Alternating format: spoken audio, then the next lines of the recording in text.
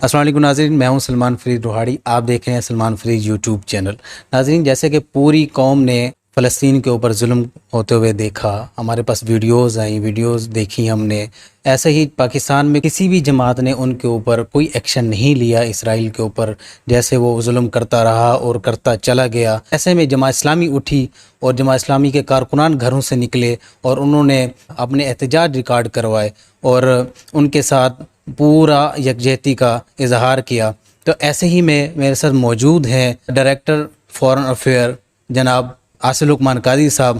عاصر لقمان قاضی صاحب سے پوچھتے ہیں کہ اس وقت جماعت اسلامی کیا کر رہی ہے. جماعت اسلامی نے بہت اچھا کردار ادا کیا ہے. صرف جماعت اسلامی فلسطین کے ساتھ نہیں ہے، کہیں بھی مسئلہ ہو، کسی بھی قسم کا کوئی مسئلہ ہو، پاکستان کے اندر مسئلہ ہو، پاکستان کے باہر مسئلہ ہو، صرف ایک واحد جماعت ہے جو ہے جماعت اسلامی. وہ جماعت اسلامی کھڑی ہے ہر کسی کے ساتھ، ہر کسی کے دکھ درد میں. ایسے ہی میں ڈائریکٹر امور خارجہ جناب عاصر لقمان قاضی صاحب موجود ہیں، ان سے پوچھتے ہیں اس وقت فلسطین کے کیا حالات ہیں. السلام علیکم.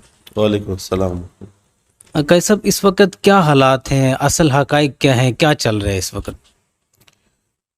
دیکھیں، فلسطین کا مسئلہ تو ایک دیرینہ مسئلہ ہے، اور یہ پورا جو پروسیس شروع ہوا ہے یہودیوں کو وہاں آباد کرنے کا اور فلسطینیوں کو اپنے وطن سے بے دخل کرنے کا، مغربی ممالک کی سرپرستی میں، اس میں امریکہ، برطانیہ اور فرانس، جرمنی کی سرپرستی ان کو حاصل ہے. اور یہ صہیونی تحریک ہے، یعنی ہم یہودی کا لفظ کی بجائے صہیونی تحریک استعمال کرتے ہیں لفظ، کیونکہ یہودیوں میں بعض گروہ ایسے بھی ہیں جو یہ کہہ رہے ہیں کہ اسرائیل کی ریاست جو ہے یہ ناجائز ہے، اس لیے ہم اس کو صہیونی تحریک کہتے ہیں. اور یہ ایک مسلسل جد و جہد ہے، آزادی کی جد و جہد ہے. فلسطینیوں کو، ان کو اپنے وطن سے بے دخل کیا گیا ہے، ان کے اوپر ظلم کیا گیا ہے، اپنے وطن کے راستے ان پر بند کر دیے گئے ہیں. بین الاقوامی سرپرستی میں پوری جو دنیا ہے وہ تماشا دیکھ رہی ہے، اور کوئی ان کی مدد کو جو ہے کوئی آگے نہیں بڑھ رہا. تو یہ اور فلسطین کے ساتھ مسلمانوں کی ایک جذباتی وابستگی بھی ہے.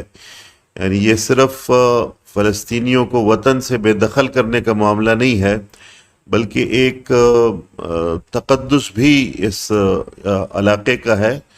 تو اس وجہ سے، اس جذباتی وابستگی کی وجہ سے، اس مذہبی تقدس کی وجہ سے یہ انتہائی اہمیت کا حامل ہے مسلمانوں کے لیے. اور جیسے حضور صلی اللہ علیہ وسلم کی حدیث ہے کہ ایک مسلمان کے اوپر ایک جسم کی مانند ہے مسلمان. جسم کے کسی ایک حصے میں تکلیف ہوتی ہے تو پورا جسم اس تکلیف کو محسوس کرتا ہے. تو ہم سمجھتے ہیں کہ ہر مسلمان کو یہ تکلیف محسوس کرنی چاہیے. اگر اس کے اندر ایمان کا جذبہ موجود ہے تو کسی نہ کسی طریقے سے اس بات پر احتجاج کرنا چاہیے. ٹھیک. تو اس وقت جماعت اسلامی کتنی ہیلپ کر رہی ہے، اور آگے جماعت اسلامی کا کیا عمل ہے، آگے جماعت اسلامی کس حد تک جا سکتی ہے؟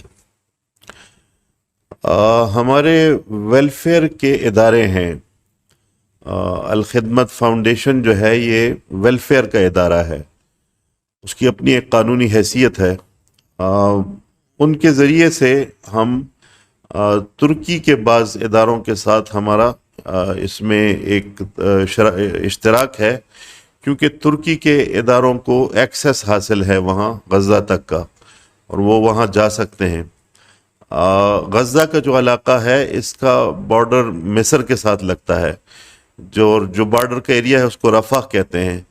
تو رفح کا علاقہ جو ہے یہ فلسطینیوں کا براہ راست مصر کے ساتھ رابطہ ہے، اور چونکہ فلسطین میں اس وقت حماس کا کنٹرول ہے تو اس علاقے میں اب یہودی افواج، جو اسرائیلی افواج ہیں، وہ داخل نہیں ہو سکتی.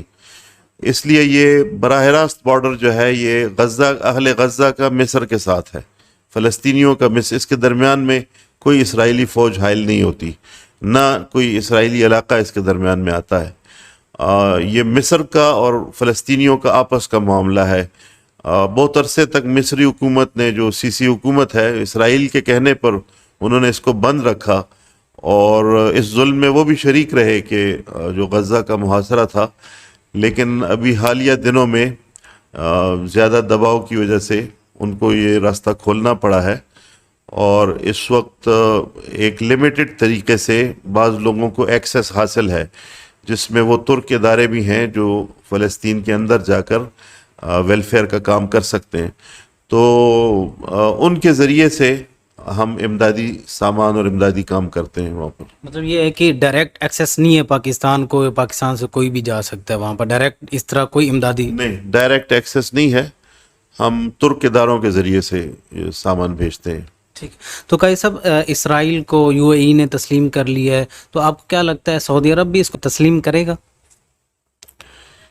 دیکھیں، یو اے ای نے، حکومت نے اگر تسلیم کیا ہے تو ان کے عوام نے تسلیم نہیں کیا، ان کے عوام کے جذبات فلسطینیوں کے ساتھ ہیں، چونکہ وہاں پر اظہار رائے کی آزادیاں اس طرح سے نہیں ہیں کہ لوگ اپنی رائے کا اظہار کر سکیں، احتجاج کر سکیں، تو اس کا اظہار اس طریقے سے نہیں ہوتا جیسے جمہوری ملکوں میں ہو سکتا ہے، لیکن عوام اس پر خوش نہیں ہیں۔ اسی طرح سے سعودی عرب کے جو عوام ہیں وہ نہیں چاہتے کہ کیونکہ یہ تو اس جرم میں شریک ہونے کے برابر ہے، جو جرم اسرائیل کر رہا ہے، اگر کوئی مسلمان ملک اس کو تسلیم کرتا ہے اور ان کو ایک قانونی جواز فراہم کرتا ہے تو وہ اس جرم میں برابر کے شریک ہیں، اور ہم نے دیکھا ہے کہ جو بھی اس طرح کے بہانے بنائے جاتے ہیں کہ اس کے ذریعے سے جو ہے وہ اسرائیل پر دباؤ کا راستہ بنے گا، ابھی تک کوئی دباؤ کا راستہ بنا نہیں ہے۔ جتنی بھی رعایت دی گئی ہے اسرائیل کو، وہ مزید جو ہے فلسطینی علاقوں پر قبضے بھی کرتے ہیں۔ دن رات ہم دیکھتے ہیں کہ ایک نسلی امتیاز بڑھتا جا رہا ہے، یعنی ایک ریاست کی جانب سے یہ ایک یونیک مثال ہے پوری دنیا میں، جس پر دنیا نے آنکھیں بند کی ہوئی ہیں کہ مسلح افواج کو طیاروں اور ٹینکوں کے ذریعے سے وہ بالکل مسمار کر کے رکھ دیتے ہیں فلسطینی آبادی کو، اور پوری دنیا تماشا دیکھتی ہے۔ اس کی مثال آپ کو کہیں بھی مہذب دنیا میں نہیں مل سکتی، اور یہ ایک باعث شرم ہے ان لوگوں کے لیے، ان حکومتوں کے لیے جو اپنے آپ کو مہذب دنیا کہتے ہیں۔ وہ کس منہ سے اپنے آپ کو مہذب دنیا کہہ سکتے ہیں جبکہ امریکہ کی امداد سے یہ سب کچھ ہو رہا ہے؟ یہ اگر اسرائیل یہ جرأت کر سکتا ہے تو وہ امریکہ کی امداد سے، برطانیہ کی امداد سے، فرانس کی امداد سے، ان کی پشت پناہی کی وجہ سے اور ان کی دی گئی جو اقتصادی اور فوجی امداد ہے اس کی وجہ سے وہ یہ جرأت کر رہا ہے۔ ٹھیک ہے۔ تو قاری صاحب، جس طرح آپ کہہ رہے تھے کہ امریکہ جو ہے وہ اسرائیل کی پشت پناہی کر رہا ہے، تو ابھی حال ہی میں ہم نے کافی سنا، الیکٹرانک میڈیا پہ بھی سنا، سوشل میڈیا پہ بھی کافی سنا کہ پاکستان جو ہے ان کو امریکہ کو فضائی راستے بھی دے رہا ہے اور زمینی راستے بھی دے رہا ہے افغانستان پر نظر رکھنے کے لیے۔ شاہ محمود قریشی صاحب تو اس بات سے بالکل انکاری ہیں، تو اصل حقائق کیا ہیں اس پر؟ دیکھیں، حکومت نے انکار کیا ہے کہ ہم نہیں دے رہے، تو ہم ان کے بیان کو تسلیم کرتے ہیں کہ یہ اپنے عوام کے جذبات کا اور احساسات کا خیال رکھتے ہوئے اگر حکومت نے انکار کیا ہے امریکہ کو تو یہ ایک درست اقدام ہے، ہم اس کی حمایت کریں گے، اور ہماری خواہش ہے اور ہماری دعا ہے کہ پاکستانی حکومت کو اللہ یہ استقامت دے کہ وہ اپنے فیصلوں پر قائم رہ سکیں، اور جس طرح ماضی میں وہ دباؤ کے سامنے جھکتے رہے ہیں تو ہماری دعائیں ان کے ساتھ ہیں۔ اگر وہ اس طرح سے کریں گے پوری قوم اس اقدام کو ویلکم کرے گی۔ تو فار ایگزامپل اگر دے بھی دیتے ہیں تو دنیا کی واحد مسلم ایٹمی طاقت پاکستان ہے، تو اس کے اوپر اس کی ایٹمی طاقت پہ کوئی خطرہ لاحق نہیں ہوگا؟ نہیں، ایٹمی طاقت تو اپنی جگہ پر ایک ایشو ہے، لیکن ایک آزاد اور خود مختار ملک کے طور پر اور اپنے ایک برادر مسلمان ملک کے خلاف ہم یہ کیسے کر سکتے ہیں کہ اپنی سرزمین کو پیش کر دیں کہ یہاں سے آپ طیارے اڑائیں اور وہاں افغان عوام کے اوپر بمباری کریں؟ تو یہ کسی آزاد اور خود مختار ملک کو کیسے زیب دیتا ہے کہ وہ کسی 7 سمندر پار سے آئے ہوئے لوگوں کو وہ یہ اجازت دے دے کہ ہمارے ایئرپورٹس آپ کے لیے میسر ہیں، آپ جب چاہیں یہاں سے طیارے اڑا کے تو ہمارے پڑوسی ملک پر جو ہے بمباری کریں اور بے گناہ لوگوں کو قتل کر دیں۔ یہ کسی بھی عزت دار قوم کو، عزت دار ملک کو یہ زیب نہیں دیتا۔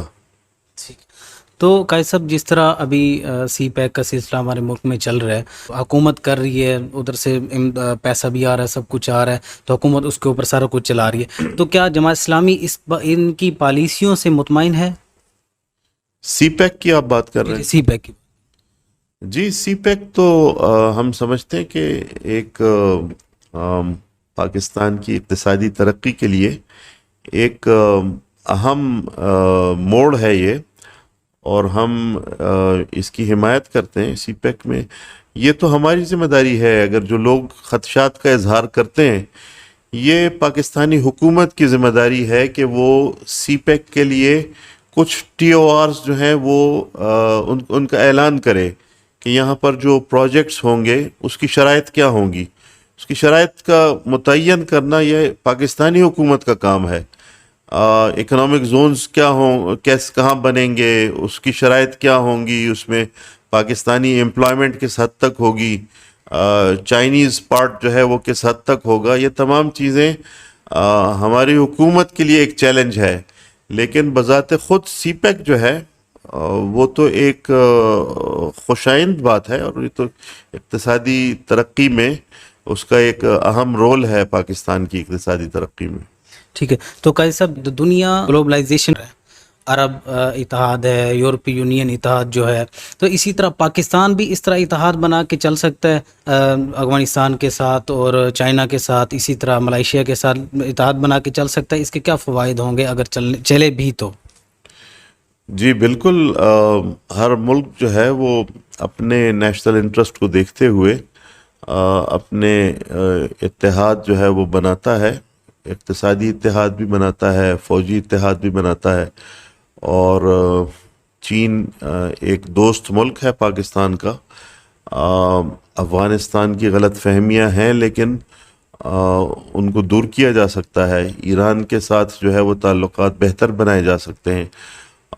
تو اس طرح سے یہ جو پورا ریجن ہے، ترکی ہے، اس میں آذربائیجان ہے، وسط ایشیا کے ممالک ہیں، یہ پورا ریجن جو ہے یہ ایک اقتصادی بلاک بن سکتا ہے، اور میں سمجھتا ہوں کہ اس پہ کام ہونا چاہیے، اس میں ہماری حکومت کو انیشیٹو لینا چاہیے۔ جی، تو ناظرین، یہ تھے ڈائریکٹر امور خارجہ جماعت اسلامی پاکستان جناب حاصل لقمان قاضی صاحب۔ تو اپنی رائے کا اظہار ضرور کریں نیچے کمنٹس باکس میں، جماعت اسلامی کے بارے میں کیا نظریات ہیں۔ تو ملتے ہیں اگلی ویڈیو میں، جزاک اللہ، خدا حافظ۔